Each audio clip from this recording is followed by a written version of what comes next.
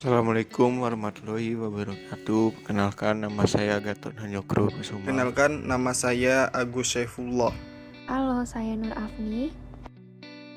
Faktor dalam individu yang berperan dalam pengembangan interpersonal skill. Pertama, kemampuan atau ability adalah kapasitas individu untuk mengerjakan beragam tugas untuk satu posisi tertentu.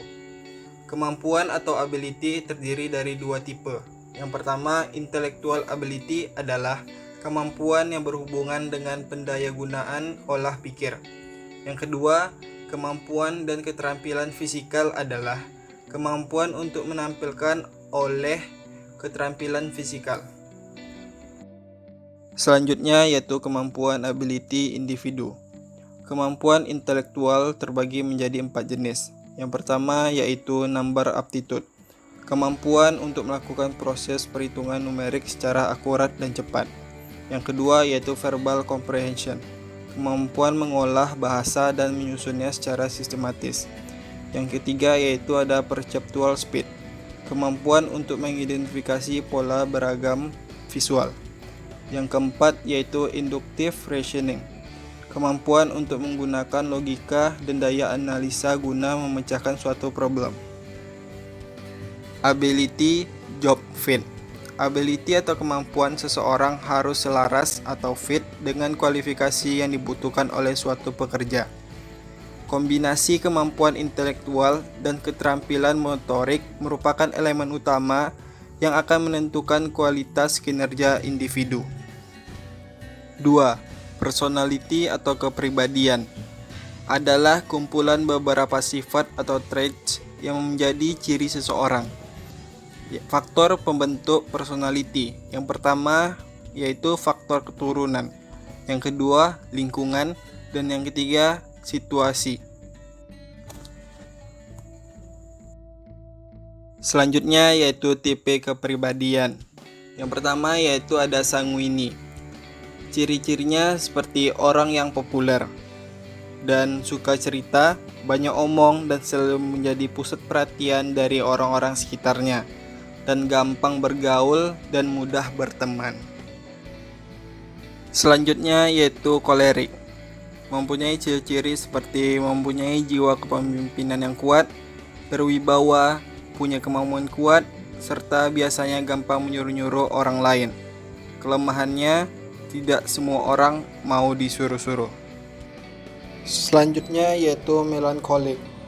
Ciri-cirinya seperti perfeksionis, suka akan hal-hal yang detail dan membutuhkan ketelitian, serta orangnya bekerja di bidang penelitian atau riset, biasanya bertipe melankolis. Selanjutnya yaitu phlegmatic. Mempunyai ciri-ciri seperti cinta damai, sifatnya mengalah, tidak mau terlibat dalam perdebatan.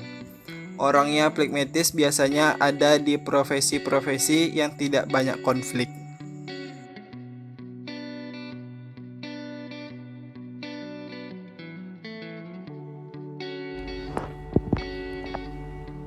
Tiga, perception. Perception adalah cara seseorang mengorganisasikan dan menafsirkan data dan informasi yang diterima. Nah, proses ini dilakukan agar kita mampu menangkap makna di balik deretan informasi yang kita terima. Faktor yang menentukan persepsi kita. Yang pertama, perceiver atau penerima informasi. Persepsi yang dibangun oleh seseorang akan dipengaruhi oleh latar belakang, pengalaman, sikap, dan karakteristik orang tersebut. Kemudian target atau objek yang kita berikan persepsi. Karakteristik target misalnya seperti bentuk tubuh, nada suara, dan lain-lain akan sangat menentukan persepsi yang kita bangun tentang objek tersebut. Kemudian situasi, di mana kita memproses persepsi tersebut. Situasi ini mencakup waktu kejadian, lokasi peristiwa, dan lain-lain. Keempat ada values and attitude. Values adalah nilai-nilai yang kita anut dan kita jadikan rujukan ketika berproses menjadi roda kehidupan. Nilai-nilai yang kita pegang seringkali mempengaruhi sikap dan perilaku kita. Nah, nilai-nilai yang tumbuh dalam diri kita dipengaruhi oleh faktor agama, kultur, pendidikan, orang tua, ketika masih kecil, dan lingkungan di mana kita tumbuh dan besar. Sistem nilai. Sistem nilai adalah ranking sekumpulan nilai berdasarkan tingkat kepentingannya. Setiap individu memiliki sistem nilai yang berbeda-beda. Nah, tipe Falus ini berbagi atas beberapa. Menurut Gordon Allport, terdapat 6 tipe value, yakni yang pertama, teoretikal. Teoretikal adalah nilai yang menjunjung tinggi aspek pengetahuan dan penemuan kebenaran melalui penyelidikan yang rasional. Kemudian ada ekonomi. Ekonomi nilai yang menghargai hal yang bersifat pragmatis dan bermanfaat secara ekonomi. Kemudian estetik, nilai yang mengagungkan harmoni, keselaraan, seni, dan estetika. Kemudian politik, nilai yang menghargai pendayagunaan kekuasaan dan pengaruh. Selanjutnya sosial, nilai yang menjunjung tinggi pada jiwa sosial terhadap orang lain. Kemudian religius, nilai yang berkaitan dengan aspek spiritualis dan keagamaan. Yang kelima, motivasi. Motivasi adalah kemauan untuk menampilkan usaha yang optimal guna mencapai sasaran yang telah ditargetkan. Motivasi didorong oleh keinginan untuk memenuhi kebutuhan individual. Selanjutnya, faktor penentu motivasi. Herzberg menyebutkan 2 komponen yang menentukan motivasi kerja karyawan, yaitu 1. Komponen motivator, yakni komponen yang jika ada atau eksis akan sangat mendorong motivasi kerja dan menciptakan job satisfaction. Komponen ini adalah sebagai berikut: presentasi kerja, rekognisi tugas yang menantang, tanggung jawab, perkembangan karir, dan pertumbuhan diri.